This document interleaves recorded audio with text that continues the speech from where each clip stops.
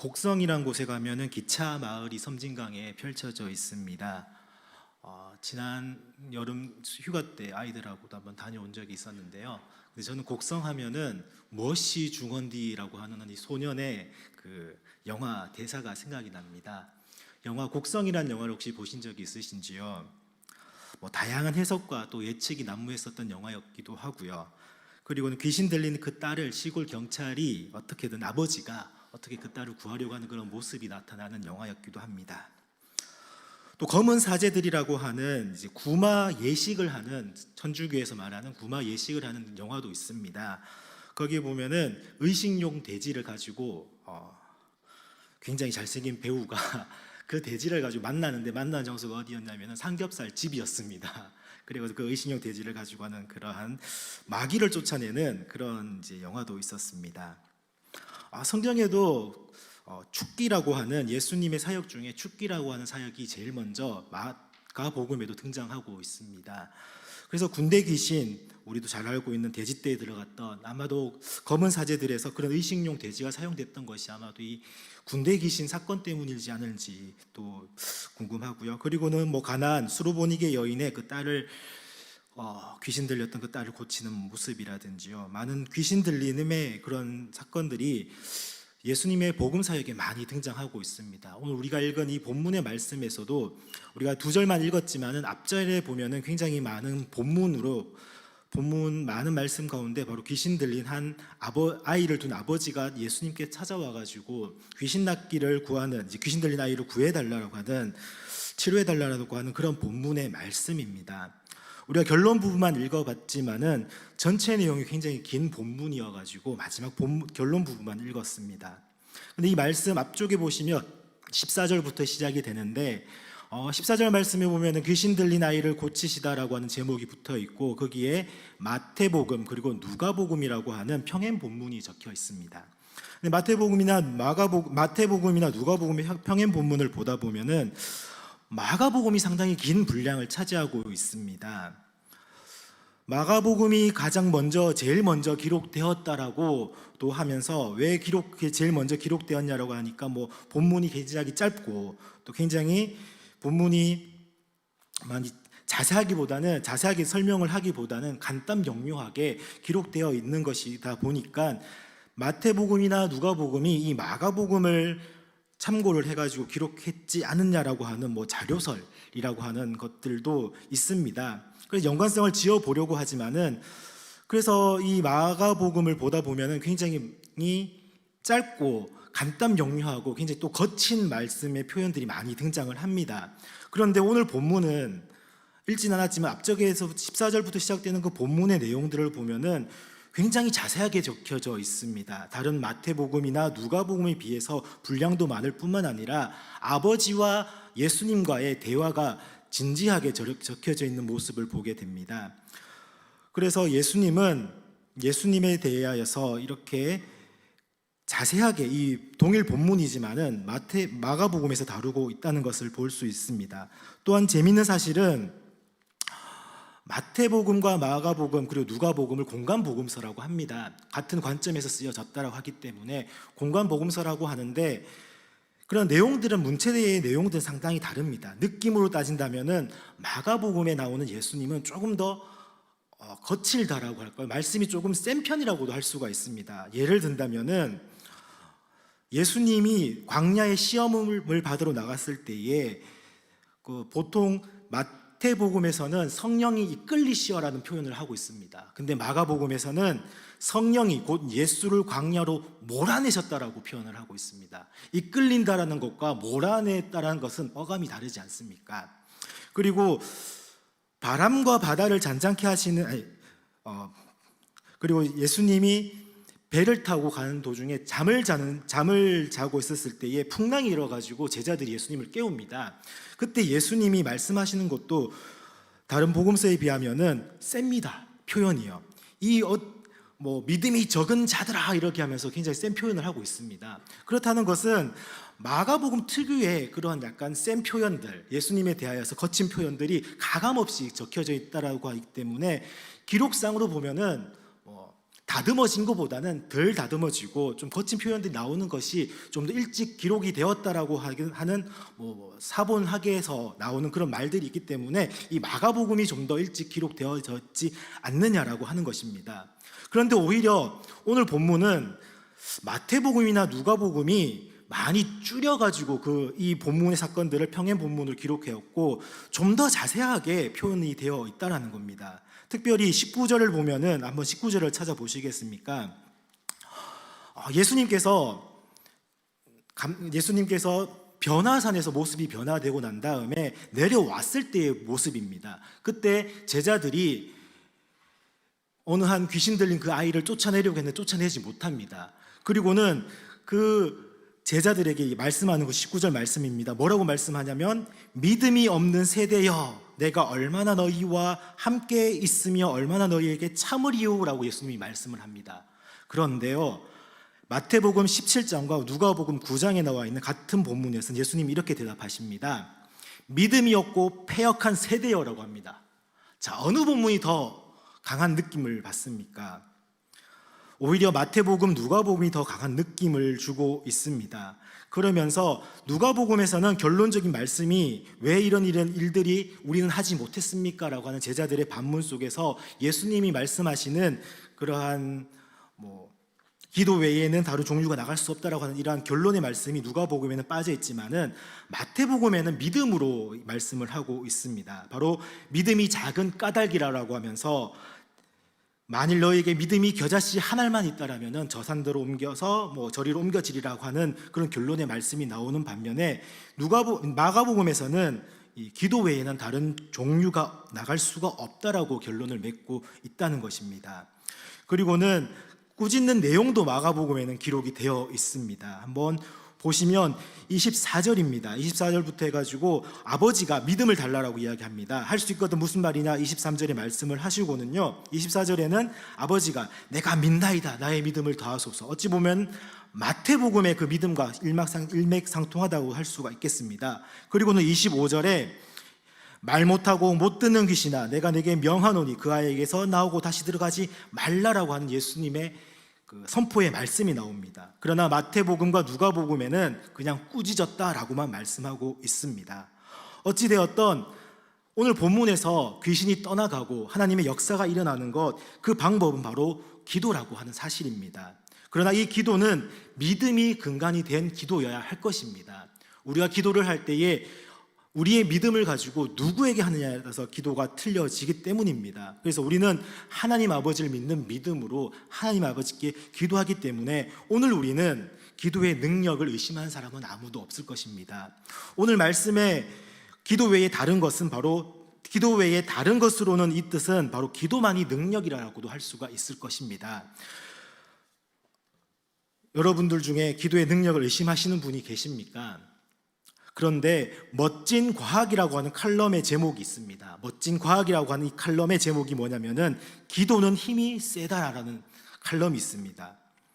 이것을 기고했던 사람은 미국의 펜실베니아 대학교 신경과학으로 있었던 앤드류 뉴버그의 앤드류 뉴버그라고 하는 분의 그 연구 자료를 바탕으로 하면서 기도는 힘이 세다라고 과학 잡지에 실었답니다. 약간 신앙적인 모습이어야 하고 신앙적인 내용이어야 할 이 기도가 과학적으로 힘이 세다라고 합니다. 왜 세냐고 하니까 이 앤드류 뉴버그가 이렇게 연구를 했답니다. 종교인의 이 기도는 뇌 안에서 일어나는 현상 중에서 일부 구조를 영구적으로 바꾼다고 합니다. 종교인이 기도를 하면은 우리 뇌에 있는 전두엽이 굉장히 발달한답니다. 그리고는 이 전두엽의 구조가 영구적으로 바뀐답니다. 그래서 이 앤드류 뉴버그가 이렇게 논문을 썼답니다. 신은 당신의 뇌를 어떻게 바꾸는가라고 하는 제목으로 논문을 썼답니다. 내용인 즉슨 우리 뇌 앞에 있는 전두엽은 기억 능력을 향상시키는 장소입니다. 그러니까 우리가 삶을 통해서 모든 받아들이는 기억들, 정보들이 뇌의 뒷부분에 저장이 된다라면은 우리 뇌 앞부분의 이 전두엽은 뒤쪽에 저장되어 있던 정보를 검색한다든지 편집한다든지 그런 것들 다 종합을 해가지고 현재의 상황에서 가장 좋은 방향을, 최선의 선택을 할 수 있게끔 결론을 내려주는 것이 바로 이 전두엽 부분이라는 것입니다. 근데 이 뇌과학으로 연구를 해보니까 기도하는 사람은 이 전두엽 부분이 굉장히 발달한다라는 것입니다. 그래서 기도하는 사람은 기도는 힘이 세다라고 얘기를 합니다. 그러면서 기도하는 사람들은 뭔가 다른 과학적으로도 능력이 있다라고도 이제 과학자들이 연구를 하고 있다라는 것을 보여줍니다.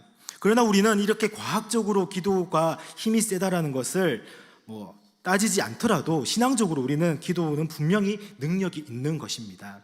왜 능력이 있는 것이겠습니까?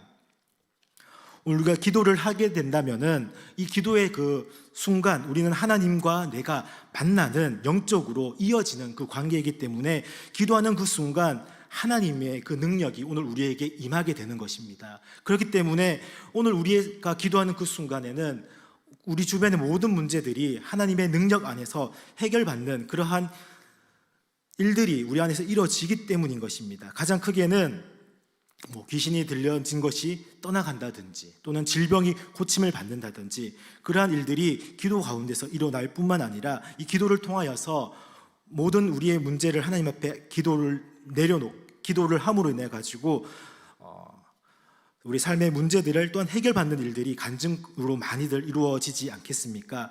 그래서 신앙적으로도 기도는 굉장히 힘이 있고 능력이 있는 것입니다. 그런데 오늘 본문의 말씀을 따른다면은 이 귀신 들림의 현상, 이것은 오늘날 심리학적 혹은 정신과학적으로도 정신질환이라고 할 수 있는 이 일들이 당시에는, 예수님 시대 당시에는 이것이 정신과 쪽으로 보지 못하고 하나의 현상으로서 귀신 들림의 현상을 보았을 것입니다. 그러나 예수님만은 그 현상을 겉으로 드러난 현상이 아니라 그 영적 상황을 보시게 되고 그 영적 상황의 그런 어려움에 처해 있는 그 사람을 고쳐주는 사건으로서 복음서에서는 기록을 하고 있습니다. 그렇기 때문에 예수님의 방법은 샤머니즘이나 다른 천주교에서 말하는 그 구마 행위라든지 예식이라든지 그런 것과는 상당히 다릅니다. 혹시 무당이나 다른 샤머니즘 쪽에서 귀신을 쫓아내는 장면들을 보신 적이 있으신지요? 실제로 보신 적이 있으신지요? 굉장히 요란스럽고 뭔가 많이 있습니다. 그러나 우리 주님이 귀신을 쫓아낼 때는 단지 말씀만 하신다는 사실입니다. 다른 그 어떤 것도 필요 없습니다.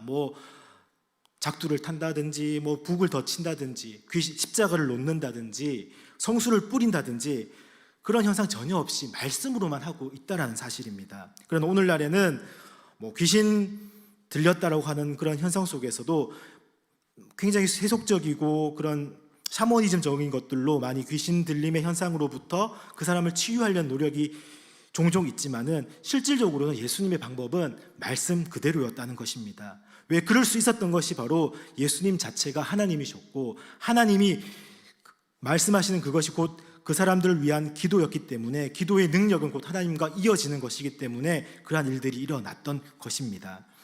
그러나 제자들은 하지 못했습니다. 제자들이 하지 못한 이유가 무엇이었겠습니까? 그것은 그 당시에도 마찬가지로 귀신 들림의 그 현상을 뭔가 샤머니즘이고 뭔가 떠들썩하게 해야만이 귀신을 쫓아낼 거라고 생각했기 때문에 제자들 또한 아마도 그렇게 하지 않았을까라는 겁니다.